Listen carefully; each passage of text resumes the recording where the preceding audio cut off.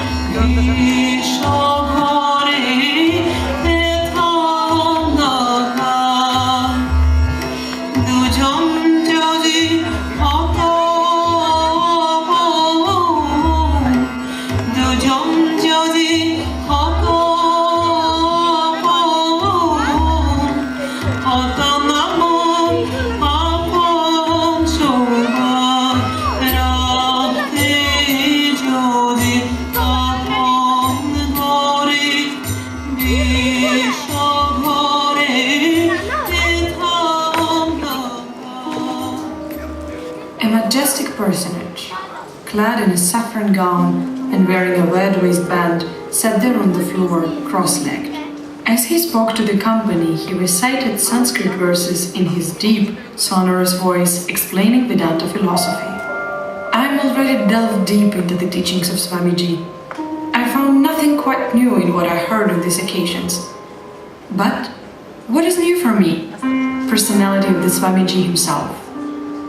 I attended several lectures of Swamiji and everywhere raised a lot of questions. The answers dispelled my doubts and established deep faith and reverence for the speaker.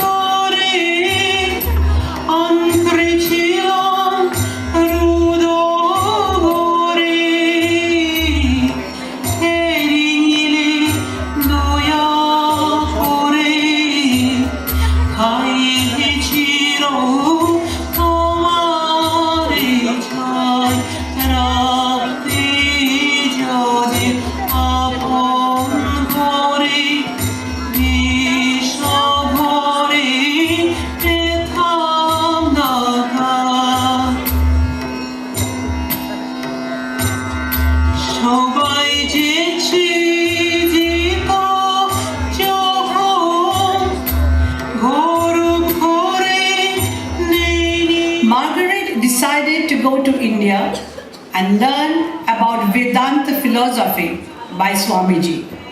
And she wrote many letters to Swamiji and got even response. Margaret started taking interest in the teachings of Gautama Buddha and Swami Vivekananda as alternate source of peace and benediction. Vivekananda's principles and teachings influenced her immensely, and this brought about a visible change in her. You may take for granted my agreement with everything you will do in the future. I have entire faith in your ability and sympathy. I already owe you an immense debt, and you are laying me every day under infinite obligations. Let me tell you frankly that I am now convinced that you have a great future in the world for India. Your education, sincerity, purity, immense love, determination, and above all, the Celtic blood makes you just the woman I want to be.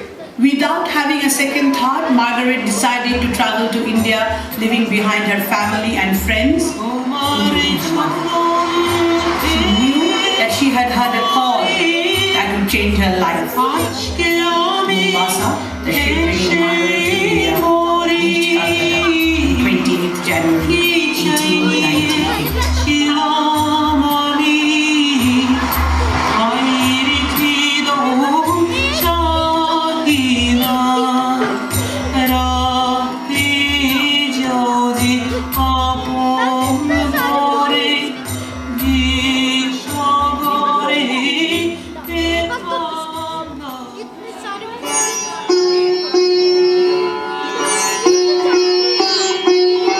On 22nd February 1898, Margaret visited Sharada Devi, wife and spiritual consort of Sri Ramakrishna, who, surpassing all language and cultural barriers, embraced her. Huki, kache aaye. Vivekananda introduced her to the people of Calcutta. England has sent us another gift in Miss Margaret Noble. Swami Vivekananda formally initiated Margaret in the vow of Brahmacharya and gave her the name of Sister Nivedita on March 25th, 1898. It was the first in the history of India that a Western woman was received into an Indian monastic order. On 11th May 1898, Sister Nivedita went with Swami Vivekananda, Sarah Bull, Josephine MacLeod, and Swami Turiyananda on a journey to the Himalayas. It was on this journey that she first learned the art of meditation. She wrote about this experience. A mind must be brought to change its center of gravity. Again, the open and disinterested state of mind welcomes truth. These tours with Vivekananda helped Sister Nivedita to connect with the Indian people, Indian culture, and Indian history. The great care with which Swami Vivekananda trained Margaret Noble to make her Nivedita, the one dedicated to Bharatvarsha, in the process not hesitating to adopt harsh methods, has often been described as the Indianization of a Western disciple. There is truth in this claim because as a result of this training, Nivedita came to know intimately both the India of the past and the contemporary India, and the true meaning of the British presence in Bharat. She remained one of the closest associates of Sharada Devi, Holy Mother. Sharada Devi even came to the opening of her school. I pray that the blessings of the Divine Mother may be upon the school and the girls, and the girls trained from the school may become ideal girls.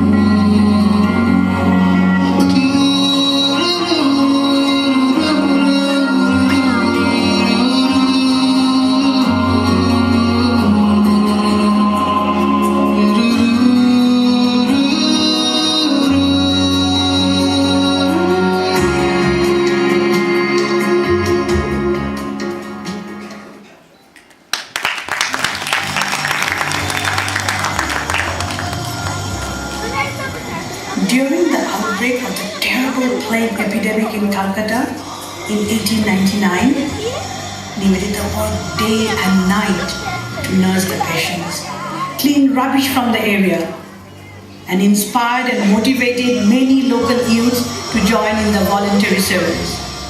She inserted appeals for help in the English newspapers and requested for financial support for her plague relief activities.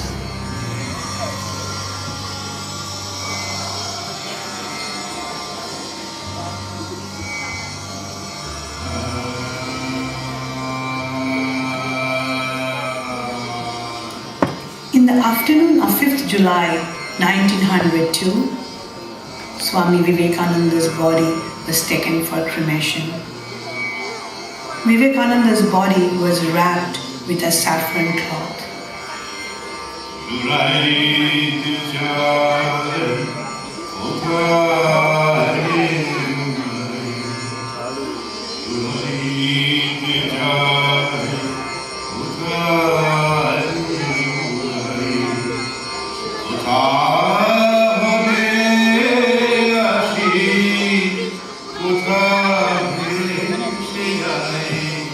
Suddenly, Nivedita felt somebody had pulled her sleeve. She turned around and found a small piece of saffron cloth which had somehow come out of the pyre during cremation. Nivedita lifted it and took it, considering it as a blessing of the Swamiji.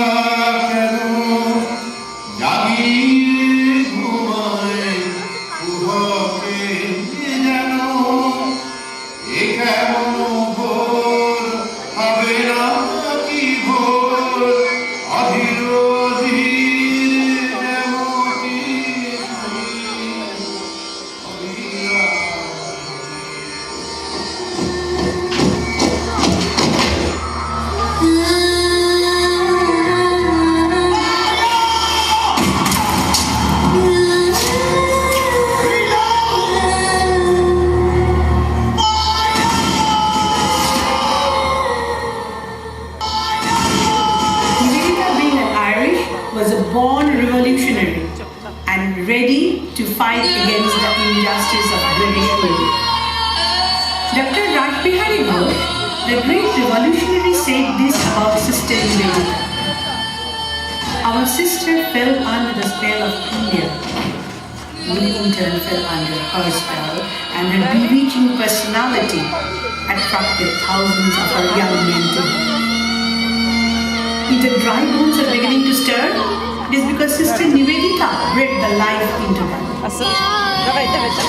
Nivedita had a direct influence on Sri Aurobindo to effectively lead the nationalist and revolutionary forces in Bengal.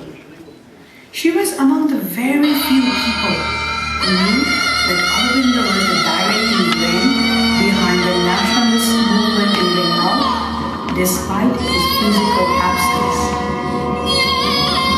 Nivedita attracted thousands of young men and women to her, and the one inspiring message she gave them was, "By no means be found sleeping when the cry comes for battle. Bande Mataram."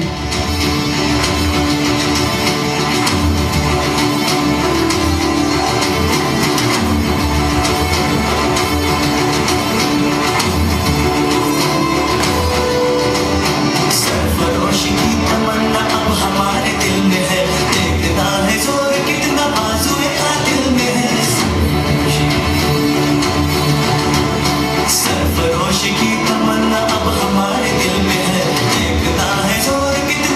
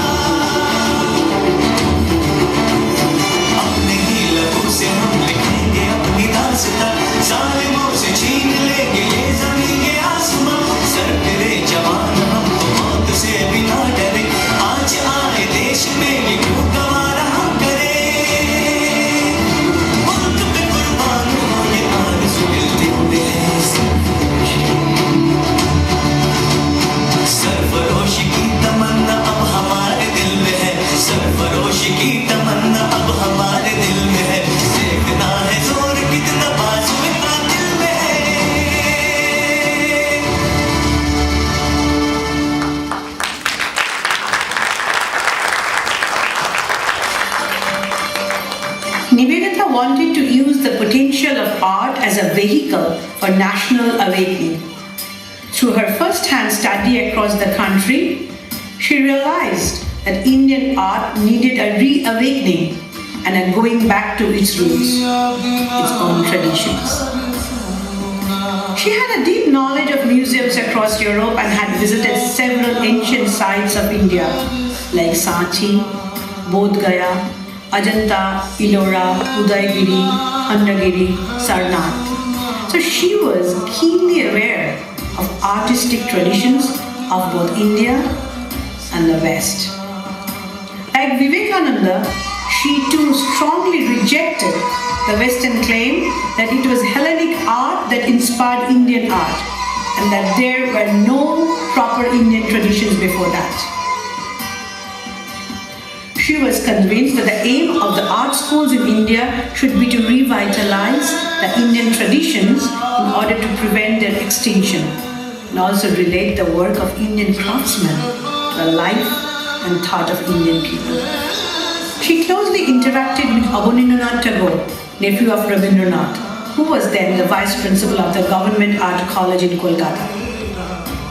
Abanindranath Tagore implemented the advice that he received from Havel and Nivedita and also began to mentor his young students in the same approach. These artists together founded the Indian Society for Oriental Art in 1907. The flowering of art which came along through their endeavors was known as the Bengal School of Art. She arranged for a long assignment for Bose and Haldar at Ajanta Ellora of copying the murals. She urged them to discover the soul of India and express it through their artwork. And Nandalal and others wanted to directly participate in the political affairs of the national movement. She dissuaded them and asked them to serve the country through their chosen vocation of art. Nivedita inspired Abanindranath to create the image of Bharat Mata. The painting became a landmark in the days of the nationalist movement.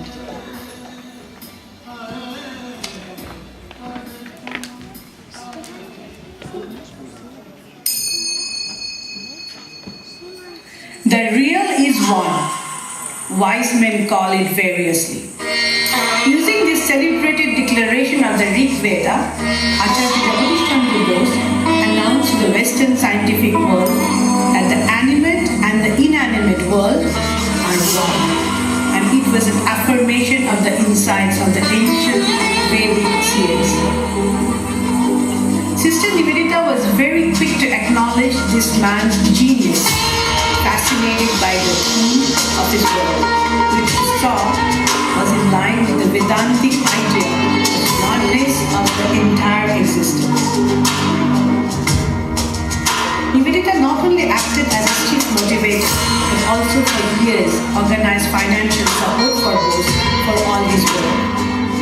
It was Nivedita's dream that India should have its own high-class research institute and very much wanted Bose to set it up.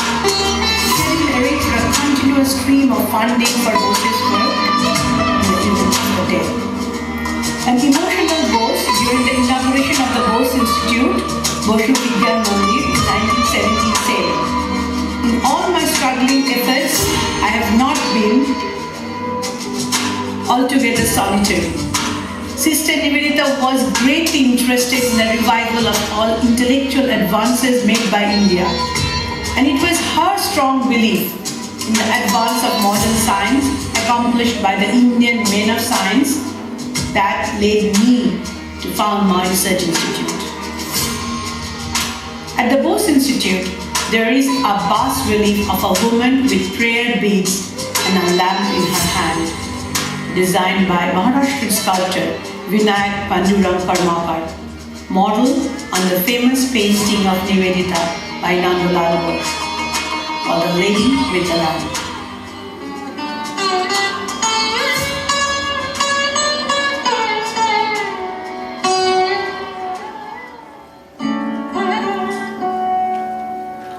The Bose couple, Lady Abula Bose and Acharya Jagadish Chandra Bose, was with her till the last days. During the Puja break of 1911, they had gone to Darjeeling. Before her travel, Nivedita came to meet Holy Mother Sharadama. Kuki, kache aaye, and her Kuki, the adorable daughter, had said, Mother, it might be the last time we meet in this world. On her last night, she said to the bosses, the boat is sinking, but I shall yet see the sunrise. It was just after dawn that she uttered the famous verse from the Upanishad.